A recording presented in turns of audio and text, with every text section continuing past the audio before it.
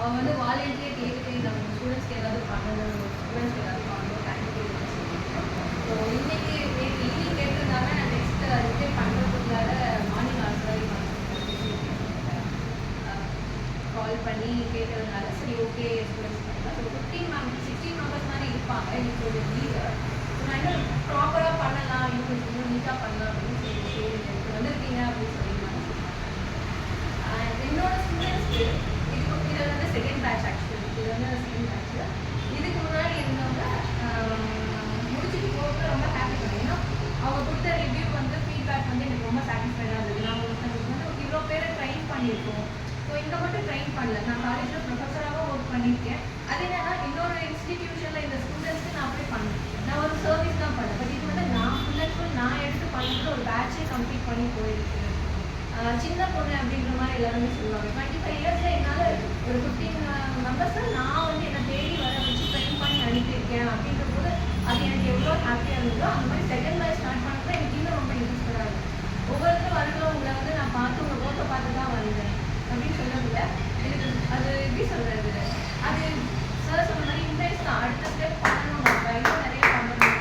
Class வந்து இன்னைக்கு போன பேட்ச்ல இருக்க ஸ்டூடெண்ட் வந்து டைம் பண்ணிட்டு போகிறாங்க. எனக்கு நிறைய ஆர்டர்ஸ் வருதுமா, டைம் இல்லை, நைட்டு 1 o'clock வழி ஸ்டிச் பண்ணுறேன்னு சொல்லிட்டு டைம் பண்ணிட்டுருக்காகவே வந்துட்டு போயிருக்காங்க. ஸோ நான் வந்து சர்வீஸ் பண்ணி கொடுக்கல. எல்லாருமே இப்போ சொல்கிறது தர்மபுரியில் இப்படி ஒரு இடம் இருக்கா, தர்மபுரியில் இப்படி பண்ணுறாங்க, நான் ஸ்டார்ட் பண்ணக்குள்ள ஏன் நீ தர்மபுரியில் பண்ண, உனக்கு இருக்கிறதுக்கு நீ வெளியில் போகலாம், இல்லை சென்னை போகலாம், எனக்கு ஜாப் கிடைக்காம இல்லை, ஹைதராபாத் வழி எனக்கு கிடச்சிச்சு. பேசிக் சேலரி 50,000, நீங்கள் வந்து 10,000 கொடுத்த யோசிப்பாங்க. பட் வெளியில் ஒரு நார்மல் ஸ்டார்டிங் ஃப்ரெஷருக்கு 50,000 கொடுப்பாங்க. எனக்கு அங்கே போக இன்ட்ரெஸ்ட் இல்லை. நான் பிறந்து வளர்ந்தது இந்த ஊர். இந்த ஊரில் நான் வந்து அடுத்த ஸ்டேஜ் இப்படி ஒன்று நம்ம பண்ணல அப்படின்னா அடுத்தது யார் பண்ணுவா? இங்கே பண்ணாதான் வெளியில் போய் பண்ணலாங்கன்னா இங்கே யார் பண்ணுவா? நம்ம ஊருக்கு நம்ம தான் திரும்ப பண்ணணும். ஸோ அதனால நான் இங்கே ஸ்டார்ட் பண்ணதுன்னா சின்னதாக ஒவ்வொரு விஷயமும். இப்போ நான் ஆக்சுவலி இன்ஃப்ளூயன்ஸர் எல்லாத்தையும் தெரிஞ்சு இப்போ இன்ஸ்டாவில் தான் என்னை பார்த்து வந்தீங்க.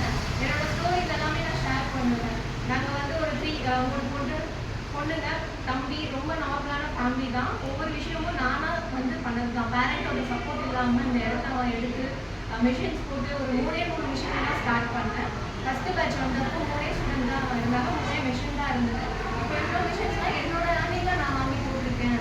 என்னோட ஃபேமிலியை நான் பார்க்குறேன் அப்படின்னா அது வந்து ஒரு பேஷன் தான், சின்ன வயசுலேருந்து எனக்கு இருந்தது தான். ஸோ இந்த ஒரு ஸ்டேஜ் வந்து நீங்கள் சொன்ன மாதிரி டர்னிங் பாயிண்ட் தான்.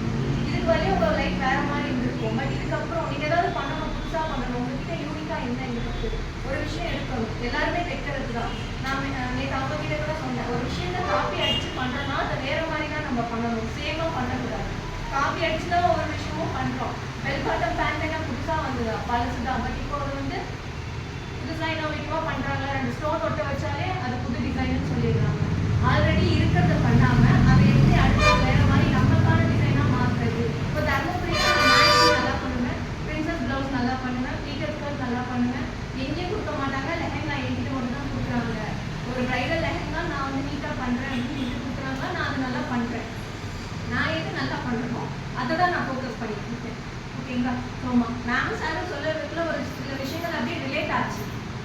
என் லைஃப்பில் நான் அப்ளை பண்ணதுனால தான் நான் இன்னும் பண்ணிக்கிட்டு இருக்கேன். இன்னும் நிறைய பண்ணணும், ஐடியாஸ் இருக்குது. ஸோ என்கிட்ட வந்து ஸ்டூடெண்ட்ஸுமே வெளியே போகல சாட்டிஸ்ஃபைடாக போகணும், நல்லா பண்ணணும். எல்லாருமே புதுசாக பண்ணுங்க, இந்த ஃபேப்ரிக் வாங்குங்க, இந்த மாதிரி புதுசாக டிசைன் கொண்டு வாங்கன்னு சொல்கிறது அதுக்கு தான். நீங்கள் பண்ணுறதுனால தான் இன்ட்ரெஸ்ட் வரும். ஒரு விஷயத்தை நார்மலாக பண்ணாமல் டிஃப்ரெண்ட்டாக பண்ணணும். மற்ற டெய்லரிங் இன்ஸ்டிடியூஷனுக்கும் நமக்கும் டிஃப்ரென்ஸ் நிறையா இருக்குது. ஓகேங்களா? ஸோ மேம்க்கும் சாருக்கும் ரொம்ப தேங்க்ஸ். நீங்கள் கொடுத்த ஒரு இன்ஃபர்மேஷன் ரொம்பவே யூஸ்ஃபுல்லாக இருக்கும்னு நினைக்கிறேன்.